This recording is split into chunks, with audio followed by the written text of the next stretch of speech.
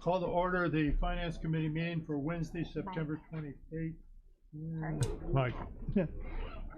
Call to order the Finance Committee meeting for Wednesday, September 28th, 2022. Can we have a roll call, please? Mr. Lear? Present. Mr. Swanson? Mr. Hess? Ms. Polk? Ms. Weber? Present. Ms. Parker? Present. Mr. Fairfield? Present. Mr. Eckhoff? Present. Mr. Featherling? Present. Mr. Dennell? Present. Mr. Miller? Present. Mr. Long? Present. Mr. Hunter? Present. Mr. Raymond? Mr. Wheeler? Present. Mr. Searoyd? We have a quorum. I have no request for public comment. Is there anyone wishing to make a public comment? No one wishing to make a public comment. We've got a lot of agenda, so we're going to move on. Approval of the minutes. Is there a motion to approve? Mr. Long, is there a second? Mr. Fairfield? All in favor of approving the minutes, say aye. Aye. Aye. Opposed, nay. Motion carries. Finance Department, Mr. McCarty, you have the financial reports in the packet or on your pad, listing the sales tax, the income tax, personal property, use tax. Good morning. Morning. Are there any questions on those financial reports? You want to make a few comments on those quickly? Yeah. Number 3. Okay, not that everybody can't hear me. Yeah, just running through sales tax. You can see continues to be very good coming through. Even though income tax had a little bit of a slight hiccup, we're still doing very well, and just a little bit less than the positive from last year's trend. And the PPRT, just stuck to this page.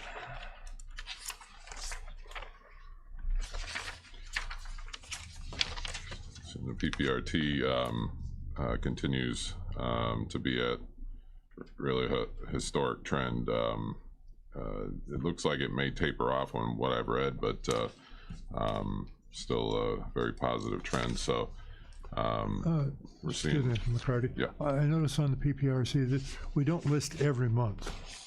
That's because we don't get it every month, so it's just 8 distributions. So unfortunately, yeah, this is how they distribute it. This is, So that's why we really only have 2 more, and even if it trails off, the total trend is going to stay very positive. Yeah. Yep, this is how we receive it. Yep. And then the bed rental revenue continues to trend positive as far as compared to a year ago. And we always give you the Village of Bradley, Bourbonnais, City of Kankakee information. So yeah, it just wanted to highlight and bring those back to your attention. Flows into the information that we will be talking about here in a little bit. So I don't know if there's any specific questions on those or not. Mr. Hunter? Thank you very much, Mr. Chairman. Steve, a question. Do you or a sheriff know how long the Champaign revenue stream is going to last? Do they have a projection at all? I don't know specifically. I believe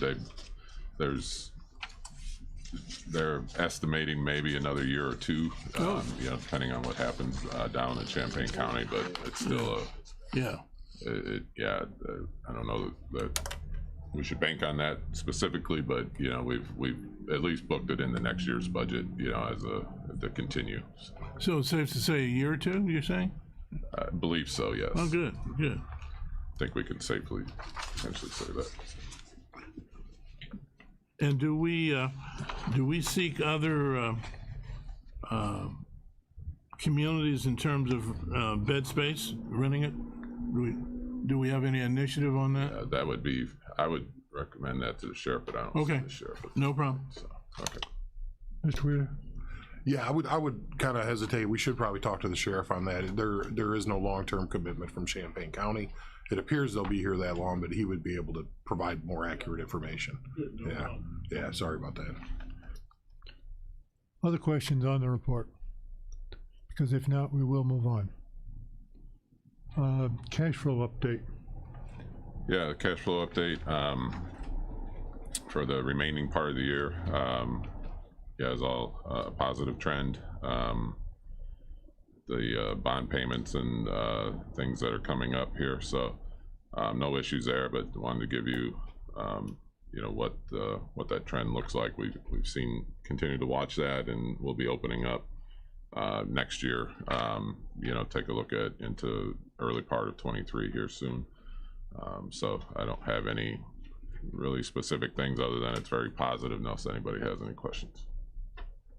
Seeing no questions, we do have a full agenda, so we'll move on if there are no questions. We have one item not recommended for approval. Anything that you want to add to what's here? Yeah, this is came from maintenance department.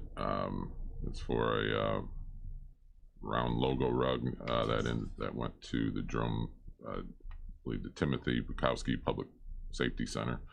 And you see the note that it arrived in our office with, so we're bringing it here for consideration. Is there a motion in regard to this claim? Mr. Hunt, motion to approve? Is there a second? Mr. Colton? Mr. Eckhoff, excuse me. All right, roll call vote, please. Mr. Lear, Aye. Ms. Weber, Ms. Parker, Ms. Parker,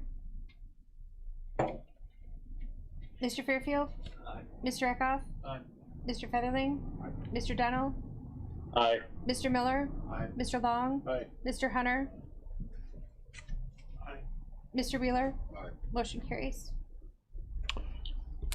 We move to the monthly claims report that is in your packet. Everything is listed there. Is there a motion to approve? Mr. Long, is there a second? Ms. Fairfield? That would be a roll call vote, please. Mr. Lear, Aye. Ms. Weber, Ms. Parker, Ms. Parker, Aye. Mr. Fairfield, Mr. Eckhoff, Mr. Featherling, Mr. Dennell, Aye. Mr. Miller, Mr. Long, Mr. Hunter, Mr. Wheeler. Motion carries. All right, we move to tax year 2022 property tax abatement. Yes, we're for your consideration here today, the debt service payments for series 2007 and 2009 are here for your consideration for abatement. This is an annual process that has to be done. We've included the debt service schedules as well. Did you want to do the presentation before the vote, or? Yes. Okay. Yes. Oh, you want to do, okay. So the Chairman Wheeler and I started 5 months ago discussing how to give something back to the taxpayers with the positive wave that we just, you know, looked through: sales tax, income tax, the PPRT, all of those, you know, and how well the county's doing at this point. And he asked me for some options of, you know, potentially what we could do. So we have identified one, and wanted to share that with you today. So normally we thank you, Mr. Chairman. Normally we, and I'm sorry, I've officially gotten old and it's hard to see, but we have officially gotten to the point of being able to make a decision to help the taxpayers out as they're getting crushed by inflation. So when we started this 5 months ago, we had projected, you know, hey, we're seeing historic levels of sales tax and PPRT and all these other things that were unbudgeted. And you face a choice in government. Do you put that away in a rainy day, or do you look and see, you know, and in our case, taxpayers need some help.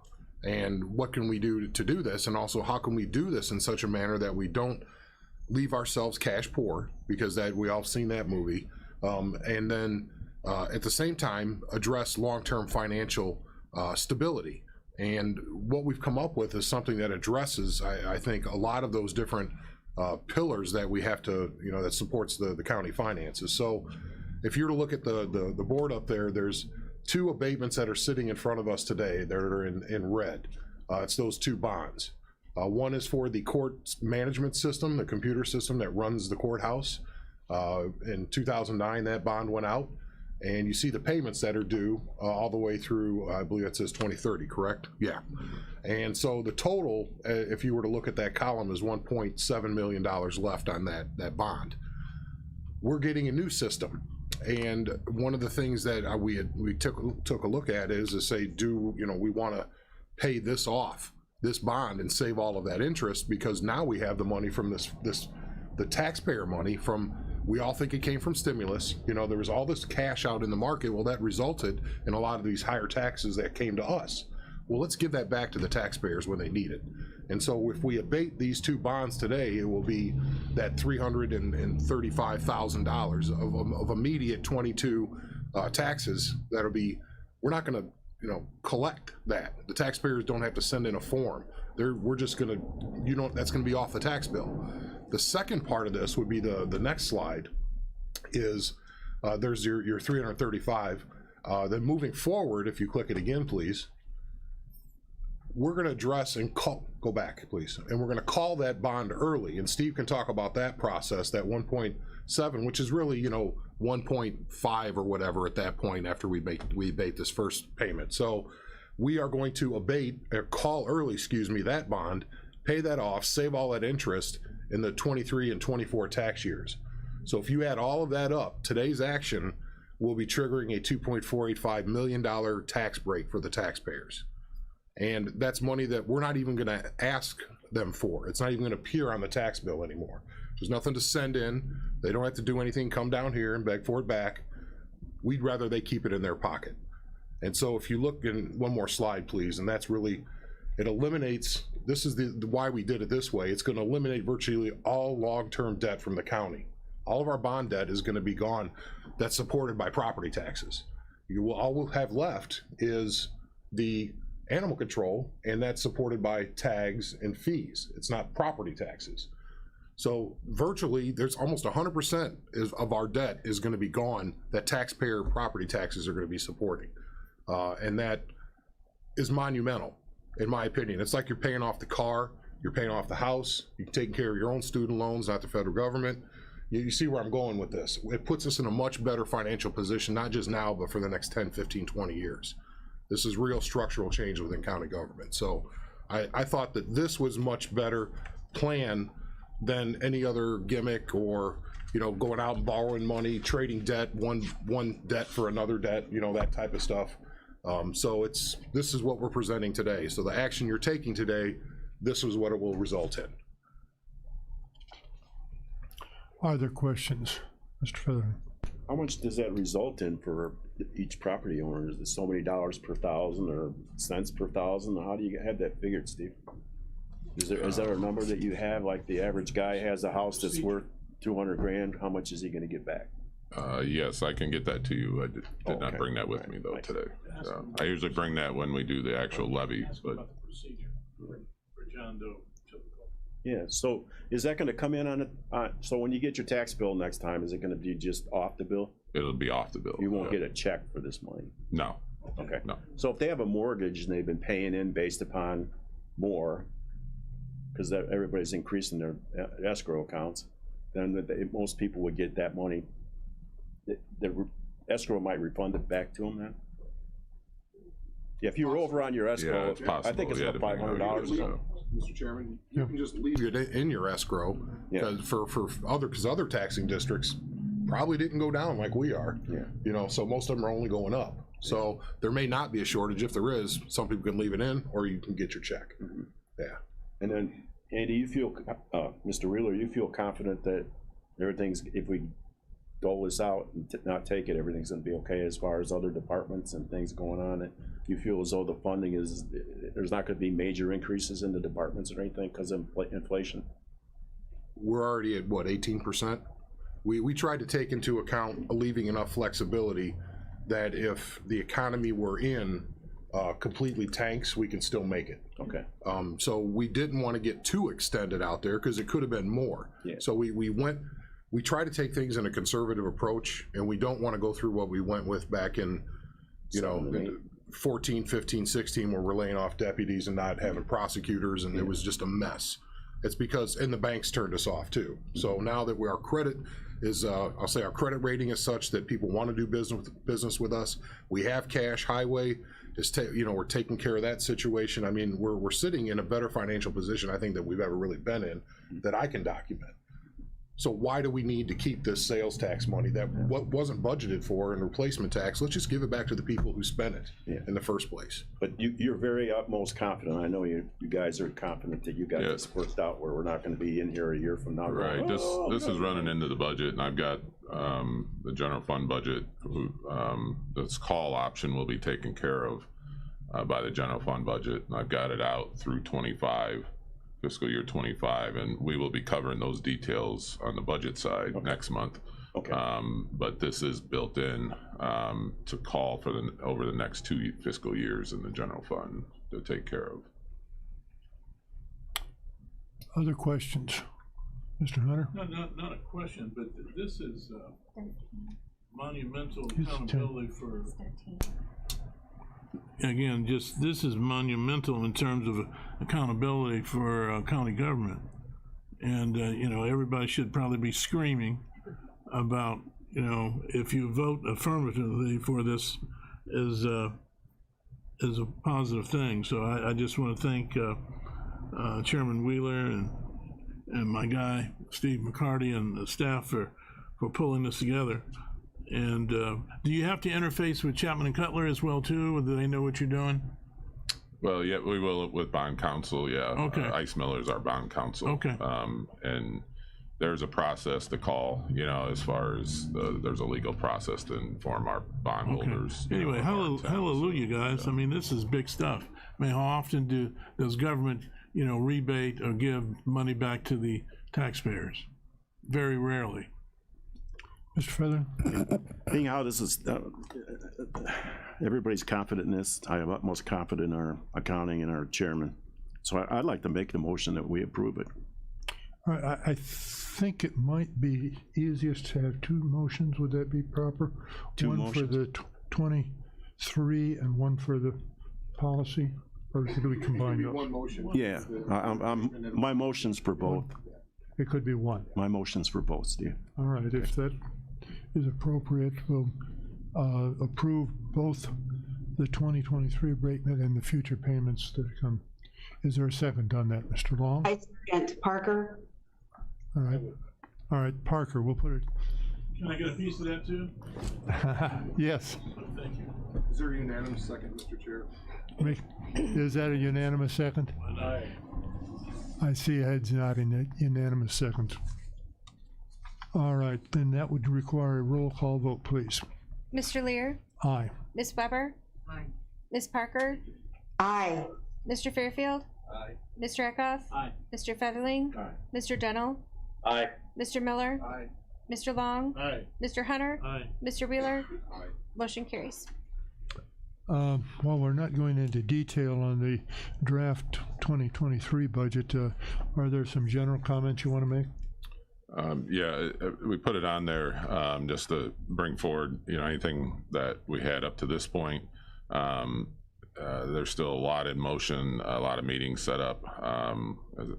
For example, we're meeting with the sheriff today, later this morning, about their budgets. So there's just a lot going on. Trying to work ahead. We are trying to work ahead as much as possible. There's a little bit of an unknown timeline for myself as a candidate at the Northwestern Live Liver Donor Program. So I'm working ahead as much as I can, just in case my timing changes. But so everything's going well. We're moving along. Obviously, this plan is built in, and we're meeting with everyone to, try to make sure we get everything locked in. Chairman, anything to add to that? Just to add to it, to what you were saying, Steve, it's we've been working ahead.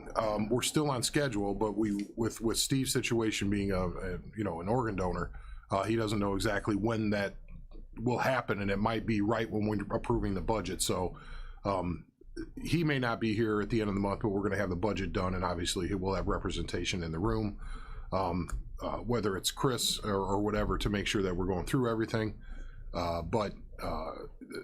Just for the committee to know, I mean, next month is going to be the budget, and then we approve with the full board the following. So that's why we had to move the meeting up a day or a couple days early for that public viewing period as required by statute. So, but we're very far along in the process. Things are looking good. We just have to, and we always got to keep in mind, as Mr. Featherin kind of alluded to, we don't really know what's coming next year. We can't, because the Safety Act is such a mess, both financially and really in the terms of safety. We don't know what the increased costs are going to be. All we can do is guess, and so really next year is kind of a feel our way through it in terms of all of public safety, probation, sheriff, courts, public defender, state's attorney. We just don't know what this law is going to do to our time, allocations and human resource needs in those areas. So it could go up, it could go down. We just, it just don't know, So I just want to make sure everybody knows that we're going to have a budget. It's going to be solid, but it is going to require some flexibility on the court side of things, and we do have that with projected revenues. Does that make sense? So we do have a kind of a dartboard type budget, and I really don't know any county that wouldn't be dealing with the same situation. If the judges don't even know how they're going to be sentencing people or letting them out of jail on 1/1, how could they know what the true costs are, for how to run those operations? So I just want to clarify that we're trying to account for it and leave something in there in a contingency side of things, and we do have excess revenues over expenses at this point. Well, you've shared some of that, and I can tell that you're making good progress on it, and I appreciate all the work that has been put into that by the finance department and the chairman. And I will add, with the economy unknowns as well, we've been conservative on revenue projections, with potential with, economic and inflation and all of those factors as well that are going on. So there's a lot of moving things right now, in what we're dealing with. So, well, in terms of the national, of course, there's even what would happen in terms of the stock market as far as income taxes. So there are many moving parts, and what I've seen, you've done a good job of trying to account for that. Any questions you have on the budget update? More details, obviously, will be easier to raise your questions. So that will be the October meeting. Keep in mind that is at a different day of the week than usual, so make sure you're checking your calendar in terms of the date for that October meeting. We'll move on to ARPA funding requests. all right, I do not have any for lost revenue for this meeting. The first one is for Andre Pizza Inc., doing business as Luccone's Pizza. Included in your packet the communication that we received and the improvements, if you will, that they're looking to do for the small business. So under the Treasury, it qualifies under 2.31 for business improvements. It is a business within the village of Bradley, so it's eligible for 5,000, but pending your decision as well. So. The procedure we'll use the same as last month, a vote on each one of these, and then at the end, they combine and approve those requests that are approved by a roll call vote. So could we have Chairman Wheeler's got a question. Chairman Wheeler. Just for the record, these are, I believe, each one of these that we're considering would be reimbursement. They have to purchase and then we reimburse. Okay. And then that's, I believe when we went through the list, there's none of that are outside of this, correct? They're all reimbursement. Yeah, the next one, they provided their receipts. Okay, but again, yeah, okay. It's reimbursement. We're just not giving the money, and then we have to document what they actually purchased, so. Is there a motion to approve this one? Mr. Featherin, question? Just a minute, let me get the mic on, your number, I'll get the name on here. I got it. I had a dog-eared here. Andrade Andrade, Pizza Incorporated. Is this the type of things that we allow this, we figured this money for, is to buy equipment for something that was already run down and didn't have anything to do with COVID? Or did he say, is he saying he can't buy it, couldn't buy it because of COVID? Did you actually talk to him physically? The new final rule that the Treasury put out expanded small business assistance, and it has taken it beyond COVID, impact. It's gone to startup, it's gone to improvement, it's gone to facial, like facade. It's opened up a lot of different avenues. So it's still up to the committee, as far as how you want to proceed. I'm just sharing on the Treasury side, the language got, opened up more. So you guys have always stated all along, while we've been doing this, is that we don't want to have a problem later and have it come back and have to. Right, absolutely. That's why we watch it closely. You wouldn't say, you didn't have yes or no on the sheet that I have, I don't think. Yeah, it does have a. Oh, does it? Okay. It says meets county. Okay. Yeah, as far as eligible funding from a Treasury side, it is eligible, but as far as how the county board has, been allocating for small business, this is a little bit different, in the timing and stuff, and so that's, it's up to the purview. You may have been looking at a different application, Mr. Featherling. Okay, the next one doesn't have yes and no marked down, okay. Is that one included in this motion too, right? The next No, one? this is just one. Okay, one at a time, okay. One, is there a motion to approve? Mr. Featherling, Mr. Hunter, all in favor say aye. Aye. Aye. Opposed, nay. Motion carries. The next one is, as Mr. Featherling's already pointed out, one that a recommendation does not come to us because of some issues that are involved. Could you? Yeah, we received speak to us? this from Black Positive Concepts. It's primarily at this stage is more of a patent level. We did request a business plan, which is included. They have provided us with receipts, which are all related primarily to the patent process. So that they have endured expense. And as I mentioned, the new law, federal from the Treasury does allow startup costs. There is over 10,000 of startup costs that have been identified and provided to us. So, and they're out in a rural part of the county as far as their address, so there would be a $10,000 for the small business side of ours. However, as far as ability to actually create and start a business, even though they've done a plan, I don't want to be critical, but this probably wouldn't pass like bank financing type of level yet with the information that was put into the business plan. So it's really not whether the county board wants to take a look at something like this as far as,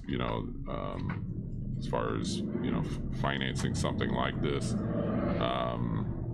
It's really patent and patent expense related at this point going forward, so.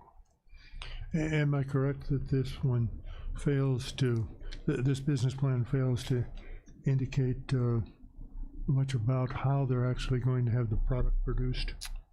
Yeah, it's very, very early stage concept at this point. Mr. Hunter? Thank you very much, Mr. Chairman. Mr. McCarty, and you've articulated, I'm trying to remember the gentleman's name, Jabari, whatever his the gentleman associated with Black Positive Concepts. You articulated what the shortcomings were. Did you do it in writing, or you just verbally shared with him what the shortcomings were? No, we requested the business plan and wanted to share with the committee, the finance committee, what we have at this point. If there's other communication, that you'd like to do for this, before making a decision, we'd be happy to do that. As I mentioned, the Treasury does have a startup in the small business aspect, so, it's really has a lot to do with the finance committee, the board, and their concept of helping small business, as far as in COVID relief. But that we've attempted on other occasions with the Treasury to get clarification. It's very difficult to get clarification, and now we've just learned that they may be cutting out that section of their budget, the help that they barely had. They're now potentially cutting it out because of their budget constraints. So trying to find anything out specifically from them is very difficult. So this is very much an interpretation on our part to have to try to get right. Mr. Long? Let's see, five. So in the past, we've supported things that are hard objects, right? Like air conditioners, like tile for the pizza place, etc. In this case, we'd be supporting a concept. Yes. And so there's no hard object to go back to. Yeah, we don't believe anything has been sold yet. Yeah, it's in the concept stage, drawings, etc. Patented of a concept, patent for a concept, basically. So is that within the parameters of the ARPA program? It identifies startup costs is the term that they identify, and this could be interpreted as startup costs. I go back to the fact that from what we see in this application, the business has not been successful in finding capital to be able to pay for initial manufacturing costs, and I don't see anything in here that would suggest how they're going to come up with those. They say they're in the process of raising their initial capital costs, but I don't see any indication that they had any success in raising any of that money at all. And so I guess that's where my concern comes, that if they're not able to raise money to pay for initial costs, they maybe have a hard time getting off the ground. Yeah, at best, there's over $10,000 of expense, of their initial expenses identified. It would be basically, at this point, from what we know and understand, reimbursing for those patent-related costs that they've incurred up to this point of their business process. Mr. Featherton. Steve, excuse me. Thank you, Mr. Chairman. I don't know the hard details about this product, but it doesn't look to me like it's going to work, because the garbage men around here all use the forks to lift them up. To squeeze them and dump them. They don't lift the cans up anymore. I mean, if they got something, they get out, but and I don't see people wanting that all along the street. It looks like it's bolted down in the drawing, so it doesn't have wheels like you're rolling it out there and leaving it out there one day or one night. It looks like you're supposed to mount that at the end of your driveway. Most towns, there's no towns around here that are gonna let you do that. They're not gonna let you construct anything in a parkway. I don't know what the setback is off. I'm not hearing a lot of positive comments on this. I wanted to ask you if we could get him to come in and tell us what his plan is. Otherwise, that was today. Yeah. Oh, he's supposed to be here today? Is he here? Is he here? No? I don't see him. Okay. Well, I don't know. I don't like it. I would be open to a motion to deny. I'm gonna make a motion to deny this request. All right. Obviously, if we do that, then he would provide us with additional information. It's too late. Would we be able to reconsider? We shouldn't have a motion in that. Okay. Should you get a second, Yeah. we can go discussion. All right. Is there a second on the motion to deny? I don't. Ms. Parker, are you trying to Nothing speak? touch, guys. We can't hear you. Your Oh. yellow's coming up. Are you seconding the motion? Yes. Okay, Now, if I could. all right, Mr. Chairman. Thank you, Mr. Chairman. We're in an odd situation here because when we asked for a business plan, just like we have asked for a business plan from the Bourbonnais Township Park District for their Diamond Point project, and we have yet to receive that as well. When we got this business plan, it lacks any detail whatsoever of, you know, how much does it cost to manufacture it? What's your market survey? What's your position in the market? Who are your competitors? Those of us, I've been in product development. Those are things you have to do in order to go to a bank and say, give me money for, it's like Shark Tank. You know, you don't go in there and without any sales or you just, patents, you go in with, well, I've sold $40,000 of these and I need another 10 grand to get over this hump, because that's all we're able to allocate is $10,000. So I would almost say if we could change the motion to a table until he raises $500,000, and then we could become part of what we're helping him with. But I don't see any viable business concept here yet, just from an evaluation side of thing.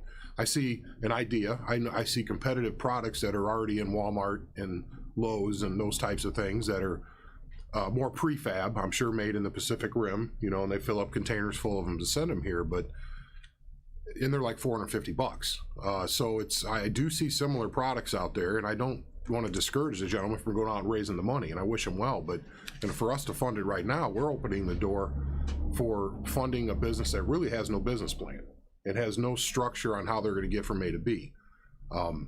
But if they do get that together, I think we should take it back from the table and see if we can revisit it. So that's what I would ask, if we could change the motion, and then. Ms. Feathering, would you withdraw the denial motion and motion to table to a specific time? Yeah, can we actually get him to come in here?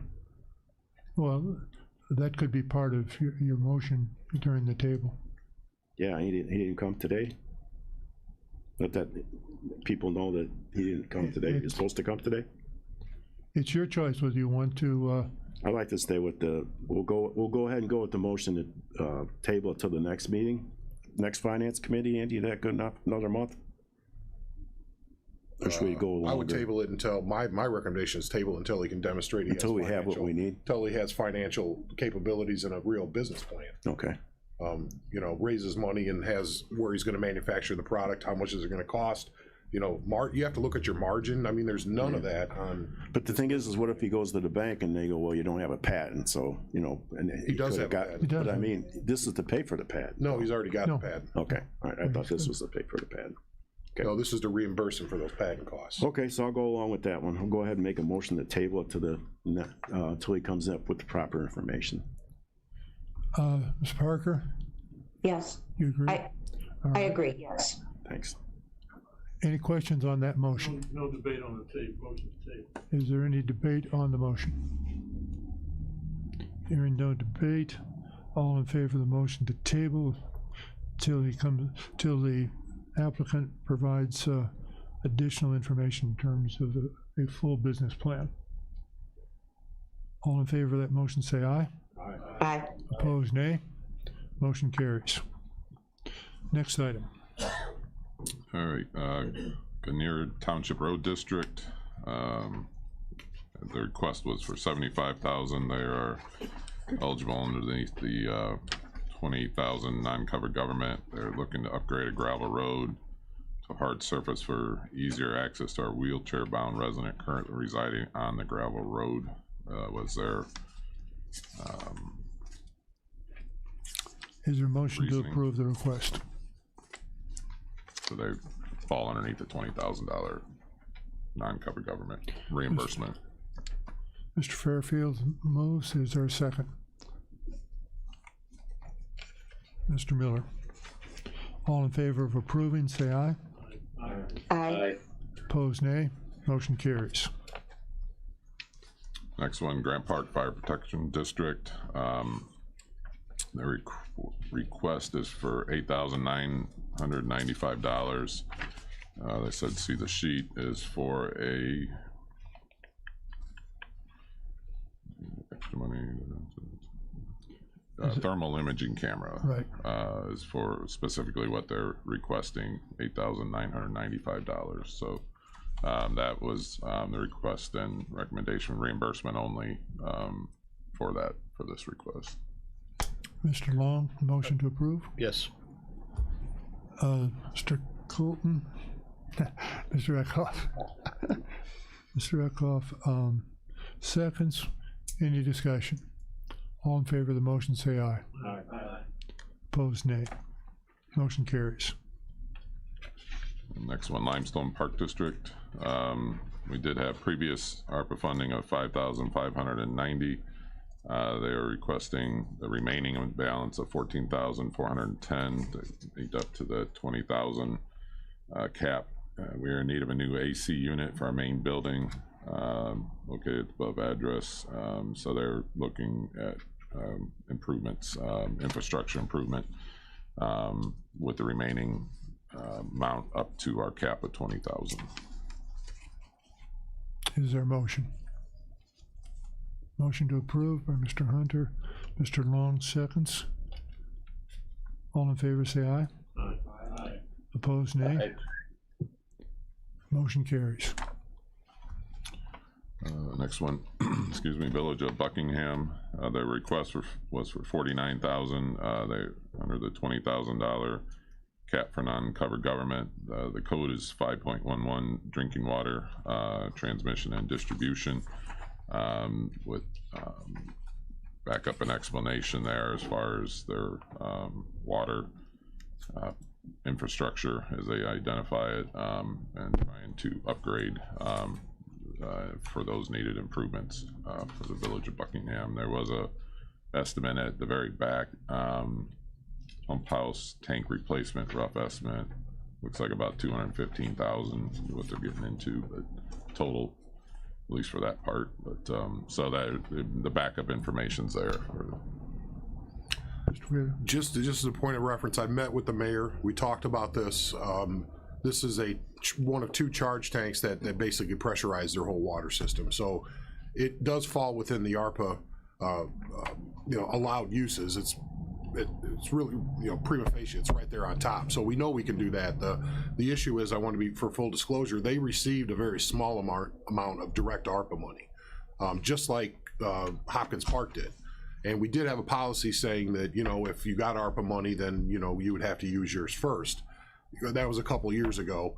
And so in this case, I'm recommending, I would actually make the motion to approve since we talked to the mayor, but also let the committee know that Hopkins Park is going to come back, or the Village of is going to come, because they're doing some wastewater stuff.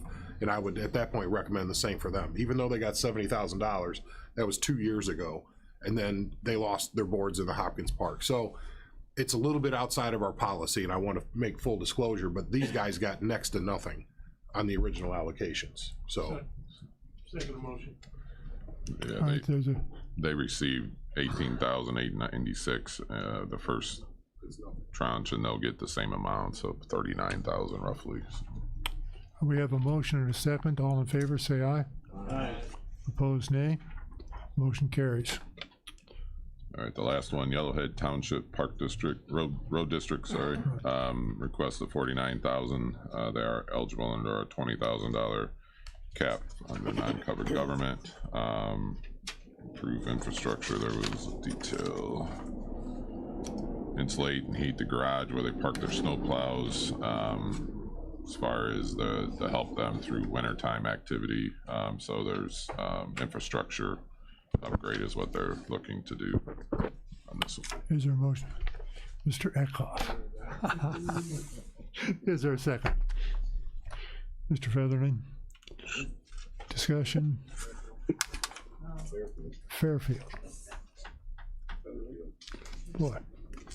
All right.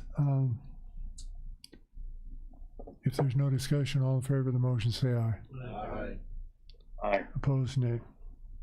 Motion carries. Is there a motion now to combine and approve all of these requests? Mr. Miller, Mr. Fairfield.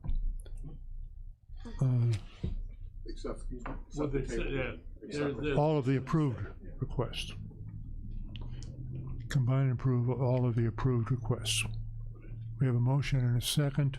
A roll call vote, please. Mr. Lear, Aye. Ms. Weber, Ms. Parker, Mr. Fairfield, Mr. Eckhoff, Mr. Featherling, Mr. Dennell, Aye. Mr. Miller, Mr. Long, Aye. Mr. Hunter, Aye. Mr. Wheeler. Motion carries. All right. Is there anything more for the finance department? If you have nothing, No, I'm good. No other we questions? need a motion to go into executive session regarding 5 ILCS 120/2C2. I have a motion to executive session. Mr. Long, Mr. Eckhoff.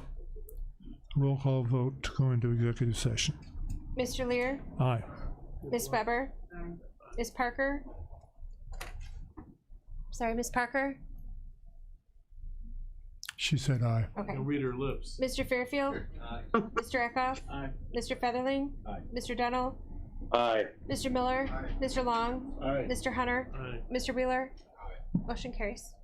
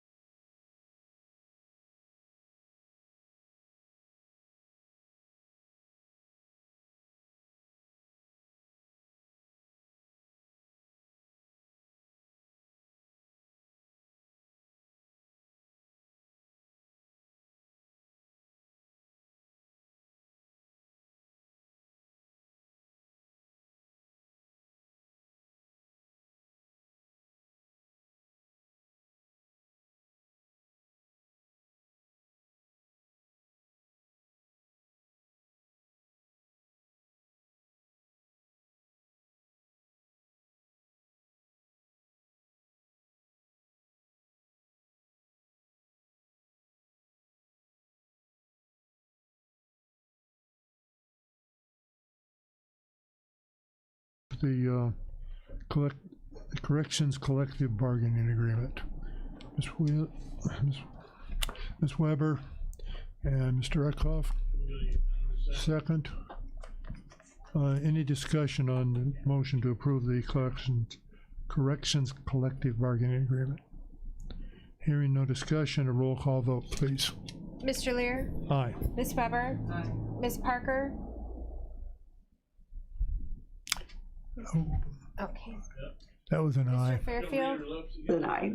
Mr. Eckhoff, Mr. Featherling, Mr. Dennell, Aye. Mr. Miller, Mr. Long, Aye. Mr. Hunter, Mr. Wheeler. Motion carries.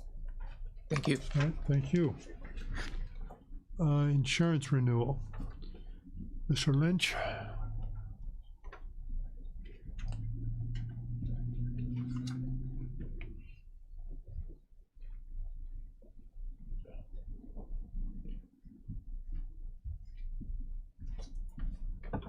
Good morning. How are you, Mr. Lear? I'm fine.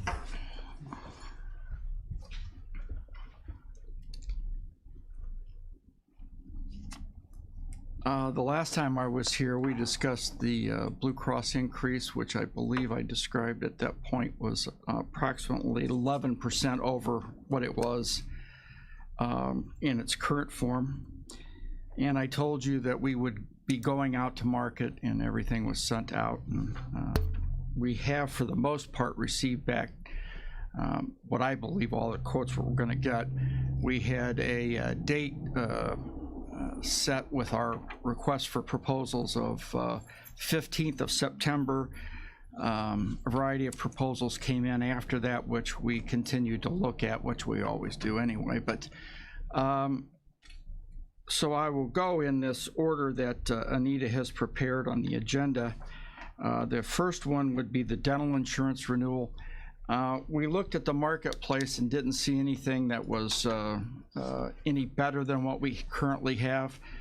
Delta is a self-funded plan on a voluntary dental basis, so the employees pay for that themselves, but it is technically self-funded. And this year the experience was so good that Delta recommended the rates be taken down by a percentage that they outlined in their proposal. It was almost 10%, but we feel like that might be too great of a decrease. We're seeing some dental trends in the marketplace that are higher, 7, 8, and 9%. And so we're going to recommend the first three tiers, the employee tier, the employee spouse, and the employee children, be reduced by 5%. And allow the family to be reduced by the 9.9%. So that gets it under $100 a month. And we'll see how the year goes, and then next year we'll assess that. We had an increase last year of about 10% because we saw a trend increase in the experience. This year, yes, we had good experience, but again, I see this trend going up in the marketplace, and I don't want to turn around next year and then, take everything you've given back. So we recommend staying with Delta. It's the best program. It's got a great network in the area, and from what I know, the people are satisfied with it. There's about 401 people in the plan of forgive me if I don't get the exact number right, 485 lives. So it's a very highly participatory plan, and we don't hear a lot of complaints by it. I'm going to lump Vision and Life together. They're both with Dearborn National. Dearborn is a wholly owned subsidiary of Blue Cross Blue Shield. And I'll explain more of this, but there was no increase for a 2-year rate guarantee, so the same two plans would stay together. And there is an additional provision, which I'll explain more about in the Blue Cross medical proposal, that is called package pricing. And what it basically means is, as long as you keep the Dearborn National products packaged in your program, we will discount it, and I'll show you that discount in a second here. But we're going to recommend staying with the Dearborn National. Continued county funding of HSA for high deductible health plans. Currently, the county participates in a $500 contribution for singles and a $1,000 contribution towards the health savings account portion of the HDHP. And the county is recommending, I recommend that that continue on. People who participate in those plans have that savings account set aside on a tax preferred basis. It's not taxed, actually. The money comes off your gross income, goes into the tax account to be spent for medical expenses, of which there's a definition that the IRS gives and is readily available. So it's a good program. The cost of the health plan is less to the experience of the health plan, so I highly recommend those move forward. And then the health renewal. On the ancillary side, when I say ancillary, I mean vision, life. We had about 20 carriers we went out to look at. Of those carriers, we didn't see a vast difference, meaning any severely competitive where we could save a lot of money, especially when you look at the Blue Cross requirement to keep those programs there, losing what amounts to about 0.5% off the medical price versus the difference that we saw in the ancillary plans marketplace. The medical discount is greater, is where I'm going with it. And the bottom line becomes, when I was here the last time, Blue Cross had given us a rate increase that was, I believe, stood at 11.7%. We have gotten, out of 5 carriers we went to marketplace with, Blue Cross being one of the 5, we had another proposal that was competitive and turned around and asked Blue Cross to get its pencil out, and they've reduced the 11.7 down to 8.5%. And if you look at the sheet that's up on the screen, you'll see how it factors out. Option 1, you'll see in the second, or actually the third box, it's the current plan, and it lists how the plan works. $6,000 deductible. There's 2 deductibles per family is what the $12,000 means. Below that, you'll see that basically the deductible is first, and then after that, the insurance carrier pays 100%. The second box under option 1 is, the first is current, the second is renewal, and if you drop all the way down into the green, you'll see that's 8.5%. Box 2 is a second HSA. Both option 1 and option 2 are HSAs, and it is a $2,800 deductible, after which 80% is paid by the carrier, 20% paid by the insured, up to a maximum of $5,600 out of pocket. And so both of those plans are HSAs, and you'll see next to the current option there's the increase, which nets out at 8.5. Option 3 is a non-HSA, but it is a regular PPO account, $5,000 deductible, 80% up to $5,600. There are copays for medical copays in there, and copays for RX, current and renewal, and you'll see again 8.5%. And then option 4 at the far right side, current and renewal. This is the best plan that's on the table at $1,000 deductible, after which 80% is paid by the carrier up to a maximum of $4,000. So the lowest out-of-pocket, lowest deductible plan there. There are copays for office visits and specialties. There are copays for prescription drug, and again, 8.5%. So below the green boxes, you'll see annual totals, annual difference for the county, which is a result in about $471,000, and the difference from current is 8.5%. And again, I stress that package pricing is included there, which goes along with what I'm going to recommend that you stay with Dearborn National to retain this package pricing arrangement. Now, you'll see down below, Anita has calculated, last year Blue Cross gave us a $100,000 communication credit. And so we're backing this into a scenario where that is given to the employee in essence. And so she's broken this down by employee. The county did not have to pass this on to the employees. They could have used that $100,000 for whatever purpose they wanted to, in essence. But it is called a communication credit. It was given, and so they decided to return that to the employee rather than retain it itself, and so this is backing that in. And so at this point, you know, under the medical scenario, I would just like to say that it's my recommendation that you renew with Blue Cross, because there was nothing even close to being below where they're at right now. We only had one competitive bid.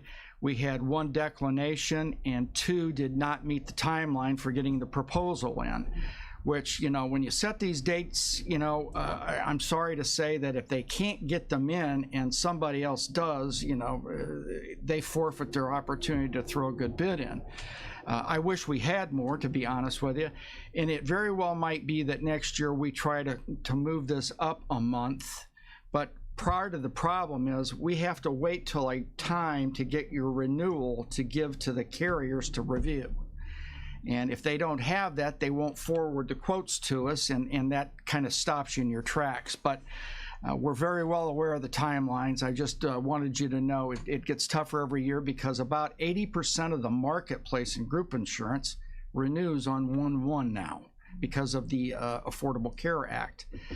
The other 20 or some percent are various states, and some on others on 7/1, which is kind of a midpoint in the calendar year.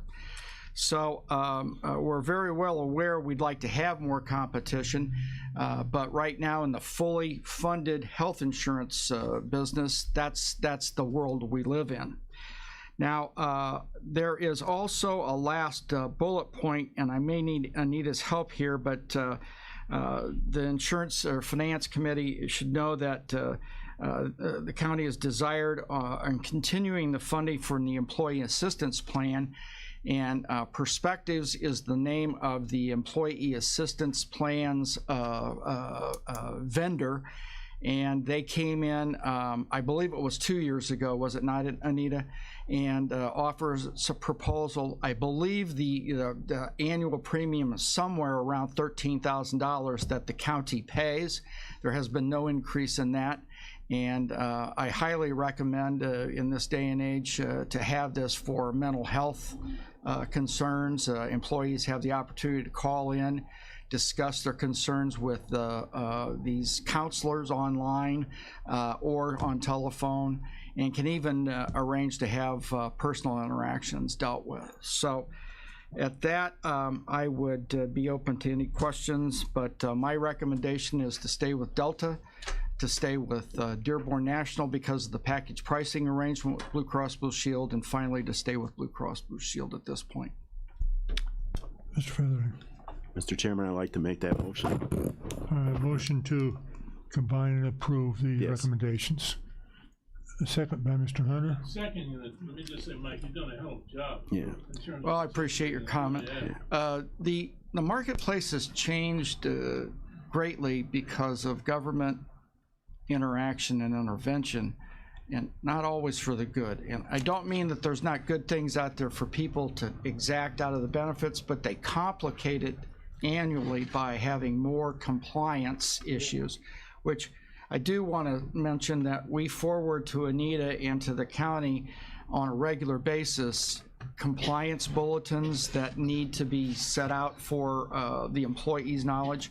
And the employees can get a hold of those on the Paylocity site, which there's an employee benefit library, if you will. And if you want to know something about how these compliance issues affect the county or yourself, you can go on there and download them and review them. So with that, I think that's all I have, unless there's other questions. Any questions, comments, discussion? Hearing none, a roll call vote would be in order. Mr. Lear? Aye. Ms. Weber? Aye. Ms. Parker? Aye. Mr. Fairfield? Aye. Mr. Eckhoff? Aye. Mr. Featherling? Aye. Mr. Dennell? Aye. Mr. Miller? Aye. Mr. Long? Aye. Mr. Hunter? You too, Anita. Excellent job. Mr. Wheeler? Motion carries. One last comment. One of the bad things that happened between the last meeting and today was that we found out in the new reporting scenarios that we went from large claimants of 3 to large claimants of 6. I'm so happy that was hidden in the lag when we got these numbers back from Blue Cross. So they could have deferred our request to knock this thing down. But we'll have to watch that, because if you'll remember last year, part of the problem was large claimants contributed about 20% of the claims contributed the greatest part of the majority of the increase. And so like many groups this size, you have to watch that. So we shall. Mr. Wheeler? Thank you, Mr. Chairman. I just want to mention it when this all started, heck, before we even told people when we wanted bids and all that stuff to come in, 4 or 5 months ago, I asked Mike to take a look at the market and see what the insurance would cost that we were giving back when I first got on the board. That, by the way, people were complaining about $500 deductible, $1,500 out of pocket. Right now we're $1,500 deductible. So I mean, and still we get a lot of complaints about that. It's debilitating, because of all the other costs are rising. So I said, how much would something like that cost now? And he said it's roughly 30% higher. He ran the number. So For a $500. For a $500 deductible plan. So coming back next year, I don't know that we're gonna be able to get this together in a month, and maybe I can, but I want to talk to our labor partners and see if they would be interested in a buy-up option. We offer a plan. If they want a better plan, then they pay the whole difference in that option. Because we can't support that, and the taxpayers can't support that extra, we pay 75% of that 30% increase. It's debilitating to a budget. We just can't do it. But if people do the math and they figure out that that's better for me and how I spend and utilize my health plan, then it's really no skin off our teeth, if you will, if they want to pay the extra money to have an added benefit. We just can't offer that as our base plan because it would cavitate our budget. Historically, the county has tried a number of different programs. Remember, many of you might remember HRA approach to this, where we had a high deductible, and within the scope of Andy's outline, tried to get a flat dollar amount out of a $5,000 deductible. So the employee would pay $0 to $1,000 or $500, and then the county self-funded the deductible. And it worked okay, but it's cumbersome to the degree that you have to file the claims, get the reimbursement against the deductible, and so on. This approach would be vastly different in that it would be a dollar amount the employee would choose to serve, or to pay it themselves. So you'd have a 75-25 split on a base plan.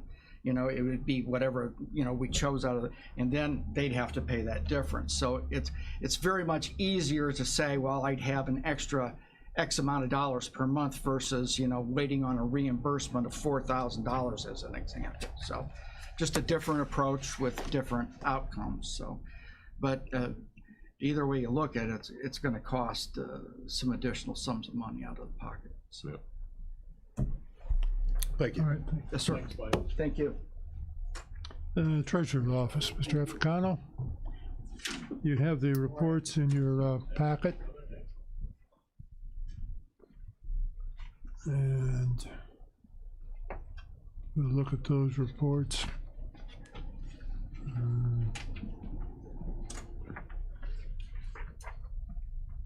Can we have a motion to combine and approve? Mr. Long, is there a second? Mr. Fairfield? This can be a voice vote. All in favor, say aye. Aye. Opposed, nay. Motion carries. Good morning. Good morning. Good to see everybody. Before I get started, I just want to offer my condolences to County Clerk Dan Hendrickson on the loss of his mother Tuesday evening, Mary Lou, and to Board Member Colton Eckhoff on the loss of his grandfather. With that being said, I don't have a lot to talk about other than we're about $6 million more collected at this point than we were last year. Of course, the levy was a little bit more. We've collected 202 million as opposed to 196 million at the same time, and we're within 0.3 of a percentage point of collection between last year and this year at the same time. So actually negligible. The only other thing I have to mention is there is a sealed bid auction for surplus property, surplus mobile homes and real estate. And that will take place, it'll take place sometime over the weekend, I suppose, but the bids need to be in my office by end of day Friday. And they're sealed, and there are some rules on what you can do, and then there are books that are for sale in the office for, I think they're $25, and they actually list all the properties. We went to sealed bid during COVID, and it seems to have worked out well. It saves us money. We don't have to rent a space and have the company come here and an auctioneer and blah, blah, blah. I think, though, it might be, and Andy and I had this conversation yesterday, and it might be important to put this out there. So there are two auctions every year. One is surplus property, and one is tax liens. Tax liens is in November. The difference is the tax lien is if you don't pay your taxes for the year, we then hold an auction in this room, and tax buyers are allowed to purchase the lien. So they pay your taxes. They don't own your property. There's a big misnomer that, oh, my neighbor doesn't pay his taxes, I'll pay his taxes, I'm gonna own his property. That's not the way it works. It takes about 3 years, and then you have to petition for deed, which takes about another 6 months. So it's about 3.5 years total. These properties are properties that we have deed to. So these are properties that have gone through that process. The trustee now owns them, and the trustee owns them on our behalf, right? Because the way it works is when we come up here to buy tax liens, if a tax lien doesn't get purchased, automatically, by law, the trustee gets that lien at 18% interest, okay? So if it redeems at 18, which is the highest. Over 3.5 years, they take deed to properties, then they put them out here to sell. So if anybody asks you, that's the process. So if you didn't pay your taxes one cycle, you can redeem them. If you didn't pay them for 3 cycles, you can redeem them. I wouldn't wait that long because fees will be more than your taxes because they're all state mandated fees. But that's the difference.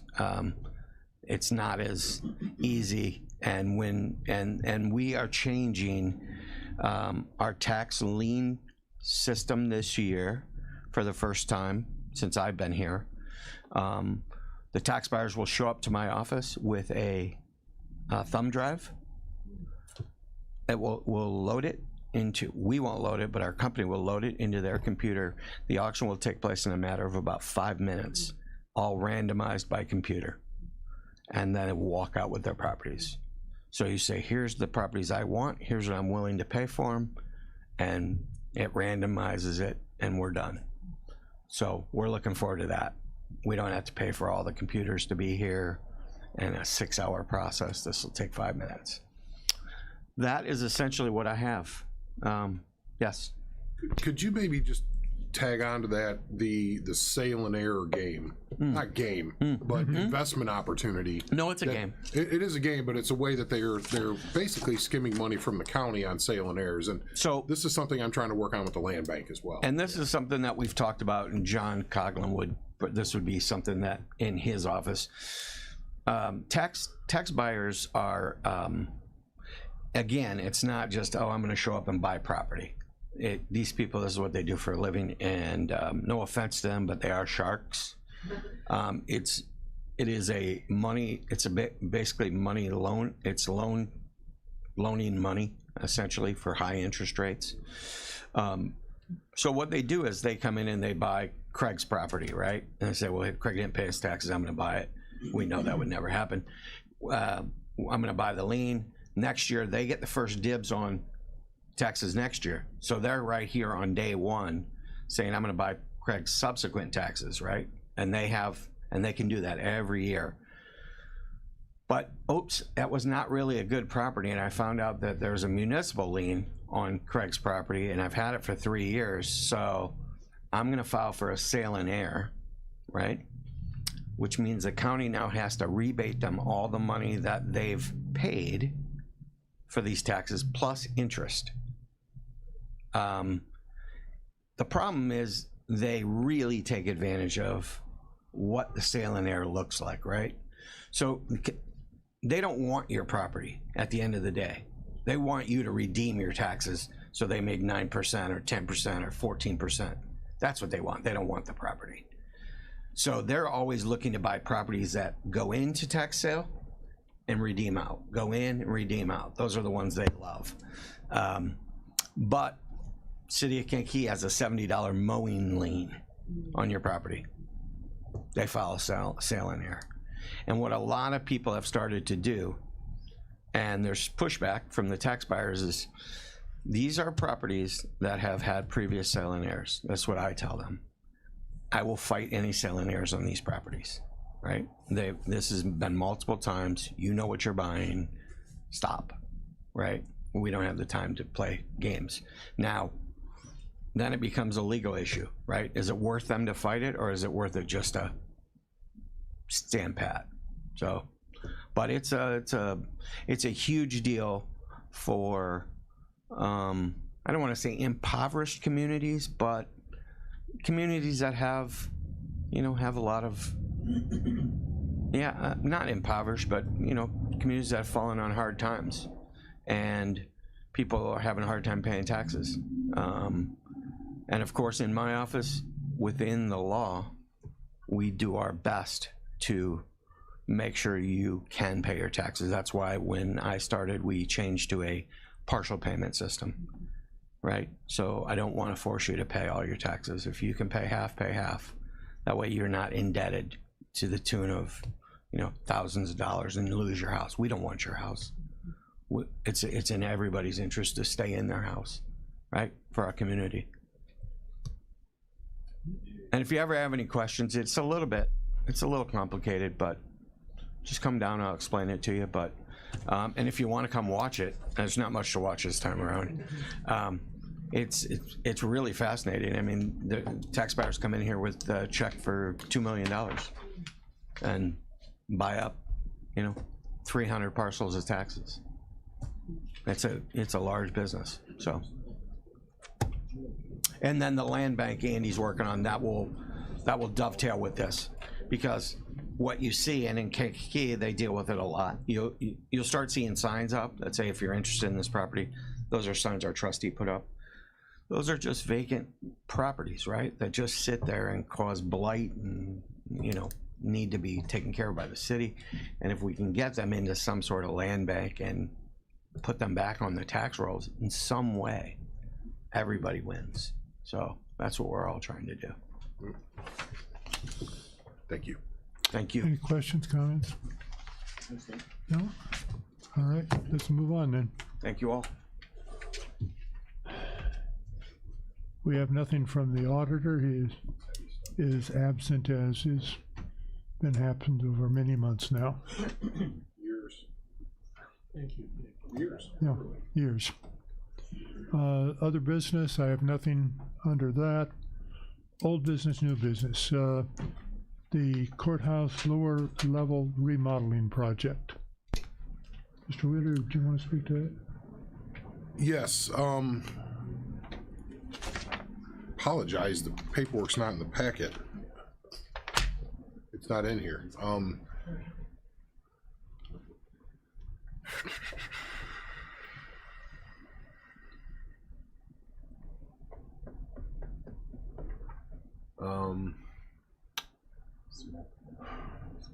Do we take a recess?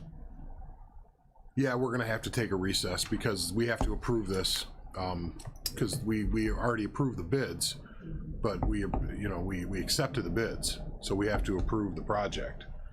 And it's not in Highlights, here. can you just, Do we do? What do you need? Motion to recess? Okay, the motion would be not to exceed a number, because we got the bids in, it was about 1.165, I believe, was the number. Does that sound correct? 1.165, the low bidder was PSI, lowest qualified bidder. It was coming here to basically approve. Now, essentially, the Building and Grounds approved the job already by accepting the bids, and we're awarding the bid. We will approve those bills when they come in. But I think that maybe this committee would want to, was put on this agenda so we could discuss that amount and let everybody know that it fits within the budget. We have $400,000 grant from the state. We thought we were going to use around $350,000 of either COVID or ARPA versus general fund money. But those allocations are fluid based on, I'm sure there's going to be change orders because that basement is, there's going to be a lot of change orders on this, and we'll have to approve those as they come along. So I would just say at this point, a motion to reaffirm the acceptance of the bid from PSI at that amount, and maybe we don't need to have, I think it was 1.165. Is that acceptable? And I'll verify that amount, and for the full board, we'll have that in the packet. Wasn't it R&R that got the bid? No, it's PSI. So that's who was the low bidder. So I think we're already okay as far as the vendor, and they're having pre-bid meetings, all that's going on. But I do think it would be good for this committee to concur with Building and Grounds on the awarding of that bid. Does that make sense? And if it's not 1.165, I'll just say, how about not to exceed 1.3, and then we can approve change orders as they come along. Is that a fair? Because we will have to approve change orders anyway. Yeah, we have, and that has some contingency built in it as well. So I apologize for this, that she was supposed to be in here, and I'll take responsibility for that. That's fine. Is it, Mr. Long, make a motion to approve that? Is there a second? Ms. Weber, any discussion? A roll call vote, please. Mr. Lear? Mr. Long had a question. Aye. Just a minute. Thank you, Mr. Chairman. I was at the Building and Highway meeting and saw the bid opening, and that is what I saw and heard. I would also add to that discussion that Andy's absolutely correct. That basement is a nightmare. The plumbing and electrical down there, as well as all the cabling for the internet, is all down there, and it's all been retrofitted over 100 years plus. So there will be add-ons, I'm sure, but this is absolutely necessary project, and I make that motion, and let's move on. Other questions, comments? So, Mr. Hunter? so is it one, that specific number you gave, or I thought, then you gave. I thought not to exceed 1.3 because it would allow for minimal amount of movement, but the big change orders will all have to come back. Right, that's here. what I was looking at, that Yeah. larger number, yeah. Does that make sense? Yeah. Just Wes, a do you minute. have it? Oh, thanks, Wes.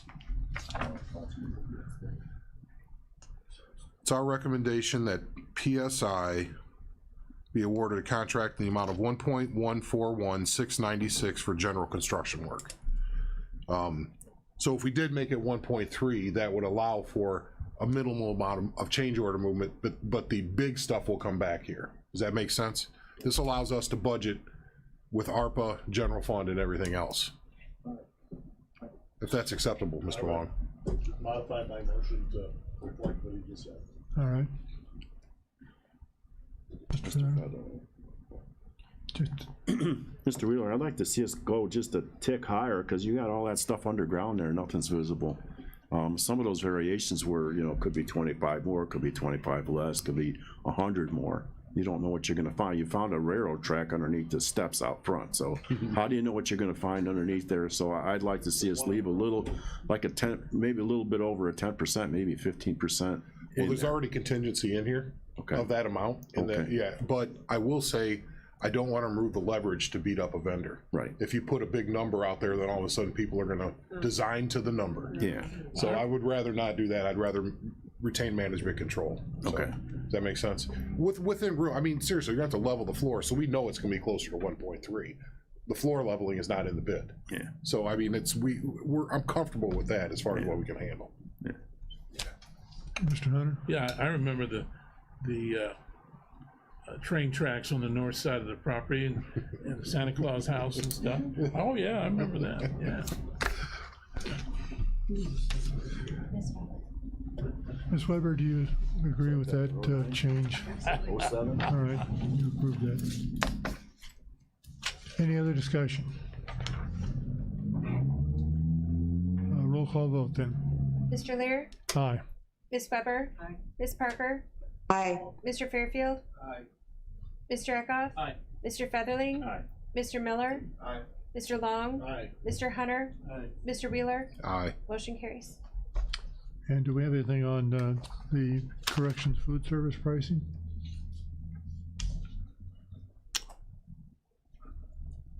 We had already passed that at the full board under emergency basis, did we not?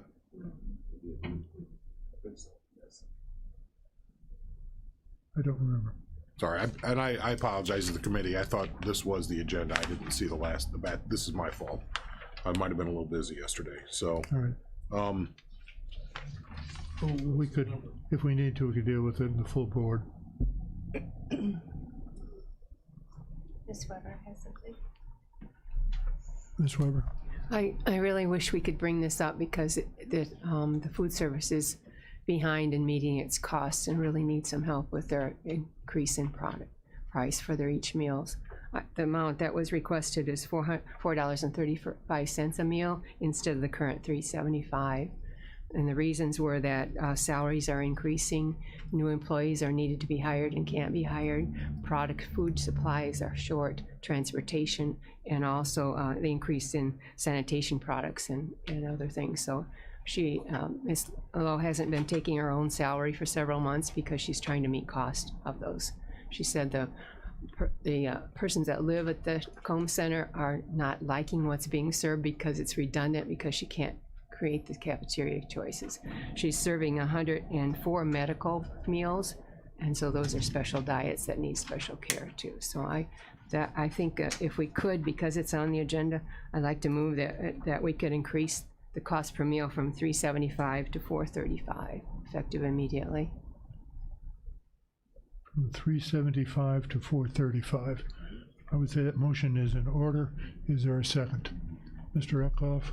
I have a question. Mr. Weir?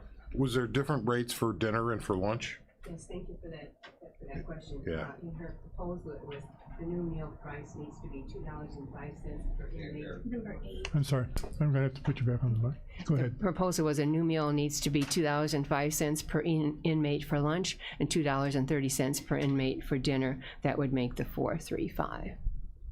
205, 230, 435. I see, so that's per day, the total amount per day. Per day. Okay. All right. Other questions, discussion? Just my other question, was that in from criminal justice? Is that when we did that? It hasn't come up yet. That's why I'm here with the information, because I haven't heard it yet in any committee. I didn't attend the criminal justice, but I watched it and it didn't come up then either. Okay, yeah. Yeah. Well, at least you've got the numbers then. I appreciate that. Yeah. Other questions?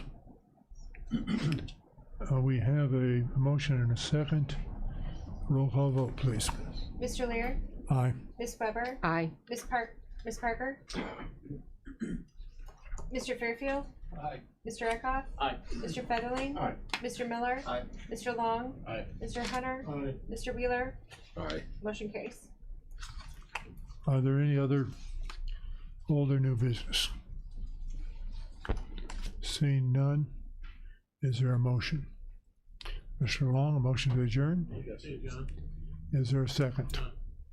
take you up to lunch out Is there a second to the motion to adjourn? there. Ms. Weber, all in favor say aye. Aye. Aye. Opposed, nay. Motion carries.